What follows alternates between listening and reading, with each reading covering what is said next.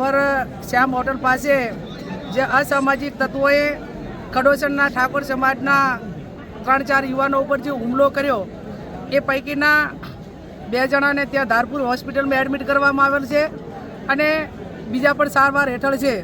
કોઈ પણ ગુના સિવાય નિર્ભય રીતે ખુલ્લેઆમ ધારિયા હથિયારોથી જે એમના ઉપર હુમલો કરવામાં આવ્યો અને આ વિસ્તારમાં બાબર સિટીનું અને આજુબાજુનું વાતાવરણ ડોળીને અસામાજિક તત્વોએ પોતાનો મનસૂબો અને પોતાની દાદાગીરી એ બહાર લાવવા માટેના પ્રયત્નો કર્યા છે અને વખોડી કાઢીએ છીએ. અમારી પોલીસ પાસે એક જ માગણી છે, સમગ્ર ઠાકોર સમાજના યુવાનો ધારાસભ્યશ્રી છે, અમે બધા આગેવાનો છીએ. અમારી પોલીસ પાસે 2-3 બાબતની આ બાબરના શહેરની સુરક્ષા માટેની માગણી છે.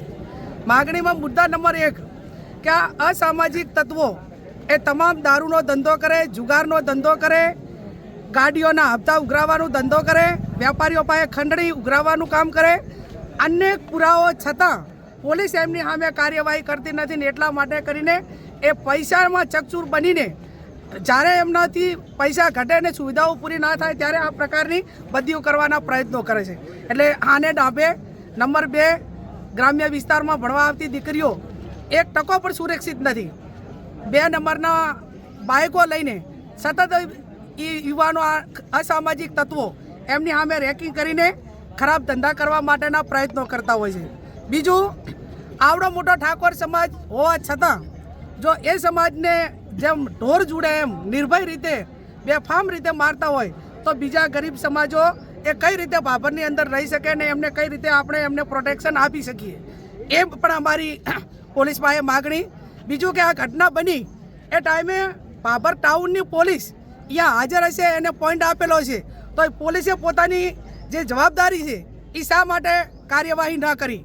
જ્યારે એ લોકો મારીને નાહી ગયા અને એમ્બ્યુલન્સ આવી ત્યાં સુધી પોલીસનું કોઈ કાર્યવાહી નજરની સામે નથી આવી.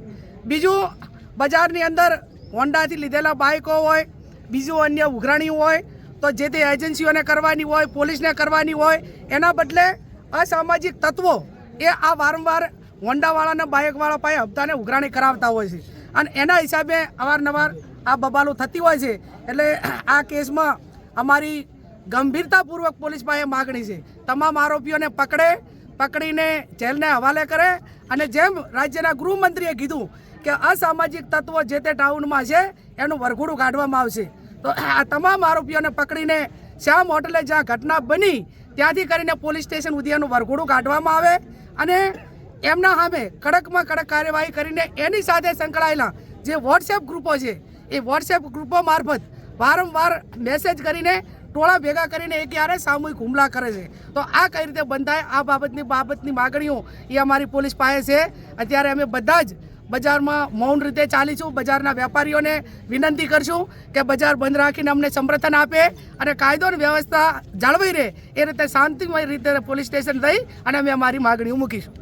જે અસામાજિક તત્વોએ જે હુમલો કર્યો છે એમને અમે વખોડીએ છીએ અને જે બાભરની અંદર વારંવાર આ લુકા તત્વો દ્વારા જે હુમલાઓ થતા હોય છે એ હુમલાઓ ન થાય એના માટે અમે સૌ સાથે મળી એ તંત્રને પણ અને આગળ જ્યાં રજૂઆત કરવી પડે ત્યાં રજૂઆત કરી અને આવા તત્વો લુકા તત્વોને કોઈ ઊંચે અવાજે કંઈ કરી ના શકે તે બજારની અંદર શાંતિ ડોળી રહ્યા છે એ શાંતિ ન ડોળાય અને આ લુકા તત્વોને સીધા કરવા માટે જે પણ કરવું પડે એ તંત્ર દ્વારા હાથમાં કાયદો લીધા સિવાય એમને અમે અત્યારે મૌન રેલી દ્વારા ત્યાં જવાના છીએ અને એમને કહેવાના છીએ કે આ વારંવાર આવું જે બાભરની અંદર લુકા તત્વો કરી રહ્યા છે એ લુકા તત્વોને સીધા કરવા જોઈએ.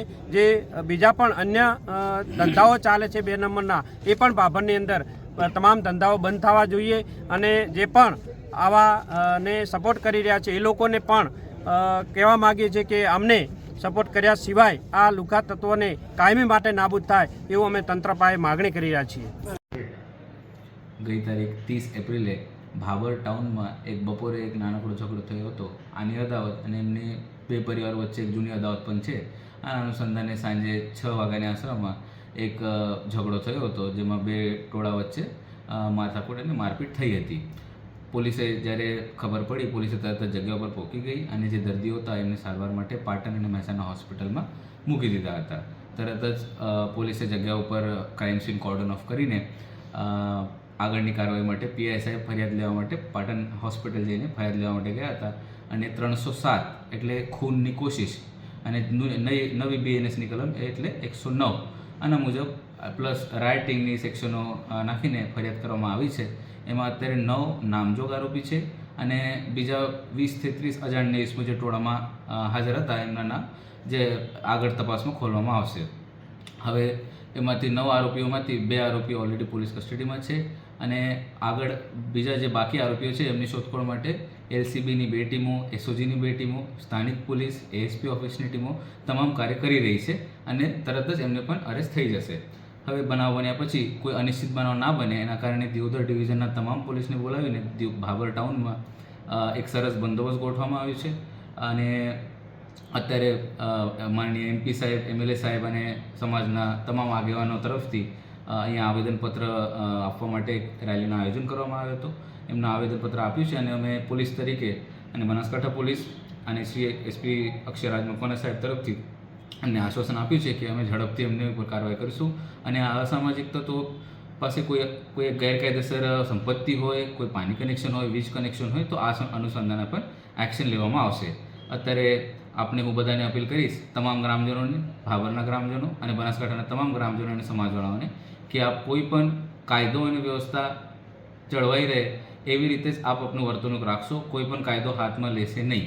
અત્યારે 1-2 જગ્યા એવું વોટ્સએપ ગ્રુપમાં ર્યુમર્સ ચાલે છે કે ભાઈ જે ઉશ્કેરવાની વાત કરે છે એમના વિરુદ્ધમાં કડકથી કડક પગલાં લેવામાં આવશે. અત્યારે તમે કદાચ ટોળામાં ભેગા થઈને તમે એવું લાગતું હશે કે અમારું તો નામ નહીં આવશે, પણ પોલીસ બરાબર બાજનગર રાખીને વોચમાં જ છે અને એવું કોઈ જાણવા મળે કે ભાઈ એ કાયદો વ્યવસ્થા ખરાબ કરવા માટે કોઈ પ્રવૃત્તિ કરે છે અથવા કોઈને ઉશ્કેરાઈ રહ્યા છે તો એમના વિરુદ્ધમાં કડકથી કડક પગલાં લેવામાં આવશે.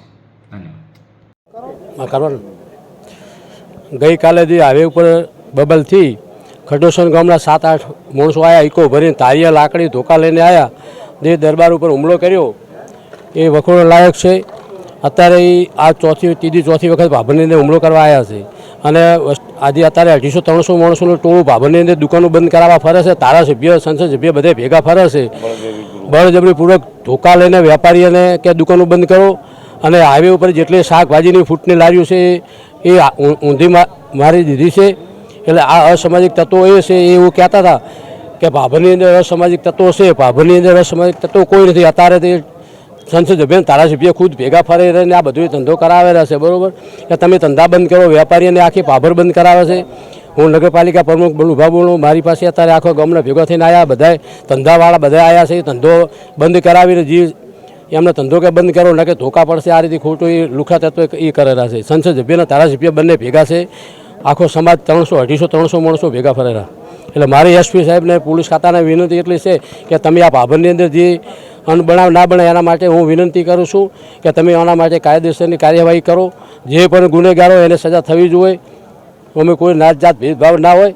એટલે મારી વિનંતી છે કે આ સરકારને અને એસપી સાહેબને કે આ જે છે કાયદેસરની કાર્યવાહી કરો.